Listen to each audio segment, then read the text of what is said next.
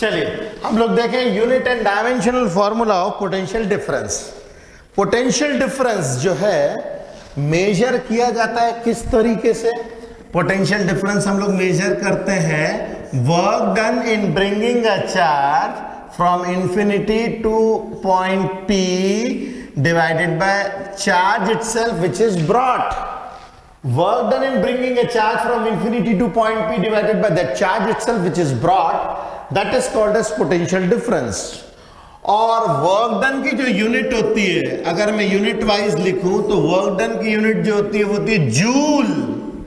Work done की unit होती है जूल और चार्ज की यूनिट होती है कूलम। और वोल्ट्स जो वो पोटेंशियल डिफरेंस होता है इसको हम लोग वोल्ट्स में नापते हैं, ठीक है। तो अपन लोग जो है यूनिट वाइज लिखेंगे तो 1 वोल्ट बराबर 1 जूल पर 1 कूलम। तो 1 वोल्ट का पोटेंशियल डिफरेंस, 1 वोल्ट का पोटेंशियल डिफरेंस वह पोटेंशियल डिफरेंस है जिसमें 1 कूलम के चार्ज को एक पॉइंट से दूसरे पॉइंट पे ले जाने के लिए 1 जूल का वर्क लगे। 1 coulomb charge when brought from one point to another point and the work done is 1 joule, then the potential difference is called as 1 volt। Okay, तो ये हो गई 1 वोल्ट बराबर 1 जूल पर कूलम। और डायमेंशनल फॉर्मूला देखें इसका, डायमेंशनल फॉर्मूला, तो डायमेंशनल फॉर्मूला पोटेंशियल डिफरेंस का आएगा कैसे? Work done upon charge. Work होता है फोर्स इनटू डिस्प्लेसमेंट, वर्क होता है, इसको अपन निकालेंगे वर्क डन अपॉन चार्ज, और वर्क होता है फोर्स इनटू डिस्प्लेसमेंट, और चार्ज होता है ampere into second, ampere into second. तो फोर्स का डायमेंशनल फॉर्मूला होता है MLT-2। जिन्हें याद नहीं है वो याद कर ले, बहुत बेहतर है। फोर्स का डायमेंशनल फॉर्मूला होता है MLT-2, डिस्प्लेसमेंट का L, एम्पियर का A टाइम सेकेंड का T। तो ये हो जाएगा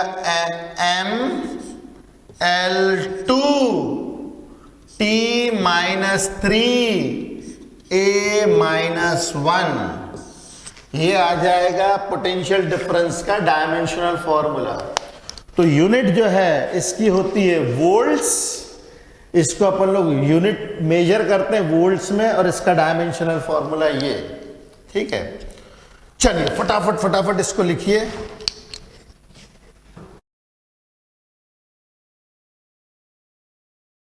अब हम लोग कंपेयर करेंगे पोटेंशियल डिफरेंस को इलेक्ट्रिक फील्ड इंटेंसिटी के साथ।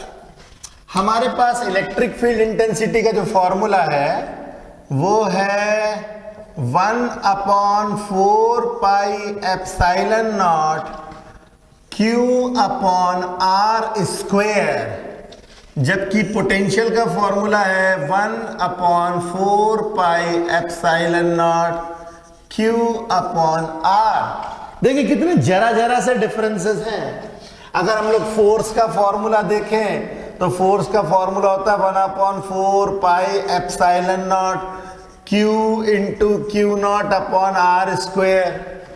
फोर्स का फॉर्मूला ये, इसमें से इसको गायब करा इलेक्ट्रिक फील्ड का फॉर्मूला, इसमें से r² में से एक r गायब किया पोटेंशियल का फॉर्मूला।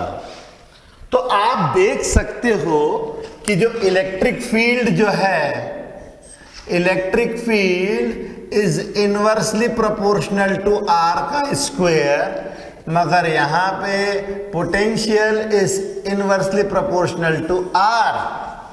यहां पे देखिए electric field is inversely proportional to r², यहां पे potential is inversely proportional to r है।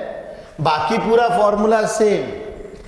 अब यदि मैं इसको ग्राफिकली कंपेयर करूं तो हम लोग देखेंगे कंपेयर करते समय कि जब r की वैल्यू 1 हो जाए,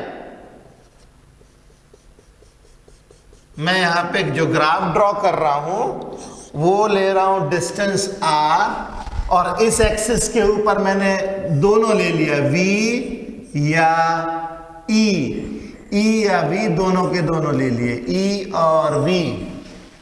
ठीक है, अब मैं जब बोलूं r की वैल्यू 1 है, तो जब r की वैल्यू 1 होगी उस वक्त e और v दोनों के दोनों बराबर होंगे। e और v दोनों बराबर, क्योंकि r की वैल्यू 1। जब r की वैल्यू 1 होगा तो इन दोनों की वैल्यू कितनी होगी, 1/4 pi epsilon not q upon 1, q upon 1। दोनों के केस में यही वैल्यू होगी। मगर जैसे जैसे r बढ़ेगा, जैसे जैसे r बढ़ेगा, हम लोग देखेंगे कि electric field inversely proportional to r square है। तो इलेक्ट्रिक फील्ड थोड़ी सी स्टीप तरीके में डिक्रीज होगी, E is inversely proportional to R।